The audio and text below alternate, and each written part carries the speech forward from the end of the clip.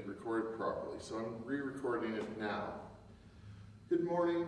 This morning our gospel reading shares that often used Sunday school story, Zacchaeus, the man who climbed the tree to see Jesus. This story may be so familiar to us that we tend to glance over it, thinking of just the song we learned in Sunday school. You know, Zacchaeus was a wee little man. A wee little man was he. He climbed up to a sycamore tree for the Lord he wanted to see. Now, if we do that, we don't really discover what's going on here. But this story is truly a story of the redemption that Jesus offers. Let's first unpack this story to see what's going on here. First, we have Zacchaeus, and we know a few things about him. One, he was a man of small stature. Second, he is called a rich man. And third, he was a tax collector. So what does this mean? Well, to understand this, we need to dig a bit deeper.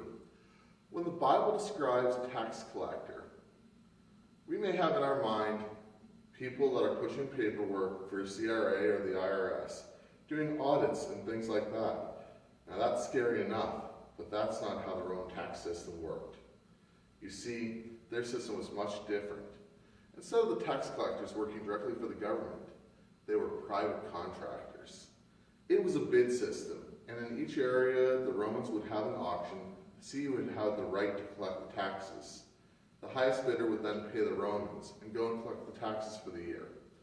I don't know about you, but this makes me glad that CRA employees don't get paid this way, and they don't get paid by commission. So now here's the interesting part. An honest tax collector would only collect what was properly owed, and he would make a reasonable living on top of his expenses of having to pay the Romans. However, many tax collectors were not the most honest people. They would use their position to extort and even more money from the people. They would decide what someone owed and how much more they could take to line their own pockets. So you can guess this is why people didn't like tax collectors. Not only were they seen as collaborators with the Romans and foreign occupier, but they as a group had a reputation for theft as well. So this is not the type of person that many would want to bring home to dinner with them. Now, Zacchaeus is described as the chief tax collector and was rich. And these two had to go hand in hand. Because like I said earlier, the Roman tax system, the winning tax bidder had to pay the taxes up front and go about and try to recoup their losses and make their profit. Thus, this man of small stature probably was not doing much of collecting himself in this system. The better way to picture him would be the leader of a group of ruffians or a gang, and they would go about collecting their money. Quite literally, they would go into people's houses, and if they didn't have coins to pay with, they would take whatever they wanted to make their taxes for the year. So, it is more likely this position in the community of being reviled for his working with the Romans and for being seen as a thief, rather than his physical small stature being the reason why Zacchaeus needed to climb a tree to see Jesus. Think about it. If Zacchaeus was well liked, people may have parted the way to let him see. But Zacchaeus was not liked at all. So now that we have gotten Zacchaeus out of the way, let us turn our attention to the act of grace. Jesus sees this tax collector up in the tree, and instead of pointing out how he looked absurd or calling him a traitor for the people, you see, adults climbing trees is one of those things that is seen as amusing in the ancient world and seen as amusing now. In fact, it was actually made CNN News when there was a bunch of adults climbing trees to see the World Series parade. Because generally speaking, tree climbing in our world, as in the ancient world, was left for children and wasn't something that adults did. But Jesus sees Zacchaeus up in the tree, and he doesn't laugh at him. He does the unexpected. Jesus invites himself to go and stay at Zacchaeus' house. Now, to understand this, you have to understand that in the first century culture, to be a host was the position of honor. It's almost the opposite of our culture, where we consider it special being the invited guest. For those in the first century Israel, it was more special to be a host, to have people willing to come to your house, to have people willing to come and eat with you. So, Jesus, in effect, has publicly announced that he is honoring this despised and reviled tax collector, this man. In the natural, it makes no sense. But you know what? It's the same reality for us. If each of us is honest with ourselves, our lives apart from Jesus would deserve to be reviled and rejected. And I'm not talking about the fronts we put up. I'm talking about if people could really see our inmost thoughts.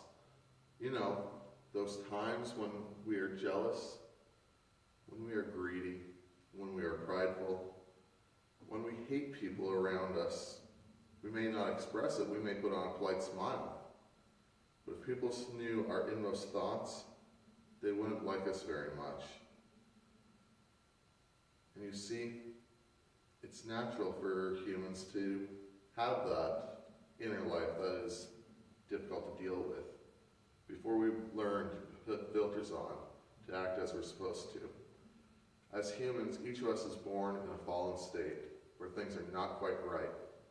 We are naturally selfish, looking out for only our own interests. Now, if you have doubts about the natural selfishness of humans, I invite you to spend a little bit of time with a toddler or a small child. As soon as a baby can grasp things and move under their own power, they start taking things that they want and they try to keep them away from others. They may even decide that they want someone's hair to play with, and they'll grab someone's hair, not caring that the person doesn't want the hair grabbed. You see, there's no training needed to get a baby to be selfish. Rather, it's sharing that you have to teach children. In our natural state, we as humans are not good. Each of us, like Zacchaeus, would be worthy of ridicule from Jesus. But because of Jesus' grace, Jesus says to each of us, I want to come and stay with you. Or as John records Jesus saying in Revelation, behold, I stand at the door and knock. You see, Jesus wishes to come into each and every human heart. And Jesus is a gentleman, so he lets us decide, are we going to let him in? My encouragement to you is to open the door and let Jesus in. It will change your life forever. But you know what? The change is worth it. So far we have looked at who Zacchaeus was, and we have looked at how Jesus responded. Now let's talk about what happened when Zacchaeus responded to this grace. These are his words. Behold, Lord, half my goods I give to the poor, and if I have defrauded anyone, I will restore it fourfold. Jesus' grace breaking into Zacchaeus' life did not leave him as he was, but changed him. And he made two promises in response to the grace that Jesus offered. The first, that he would give half his goods away to the poor. Not half his income, half of all he had. That alone is amazing. Think about it. Could any of us picture giving away half of all we've owned? Taking out a mortgage of half the value of our house to give it away? Taking in half the value of our pension plan? Half of our savings and giving it away to the poor? That type of giving is rare in our society. Statistics show that our modern society does not really give all that much. In fact, large giving is so rare that many times the first year that CRA sees you claiming to be giving away more than 5% of your net income, it will trigger a review. However, Zacchaeus gave 50% away, not just of what he earned, but of all that he had. Now the second response is even more powerful. He promised to repay everyone he defrauded. not just the extra taken or the amount plus interest, which some might have been happy about, but he would return a 400% increase, sacrificially making right any wrong. Jesus coming into Zacchaeus' life caused him to be concerned about justice. It caused him to be concerned about righting any wrongs he had done. It caused him to be concerned about others. So what can we take home from today's reading? First, each of us needs Jesus. We need to invite him into our lives. And second, each of us should respond to the grace of God with generosity. And third, each of us needs to be people who seek justice in all things, going out of our way to right any wrongs that we have done individually, and doing what we can to influence society to right any wrongs that are in place, established by our society. So with that, that is my encouragement to you from this sermon.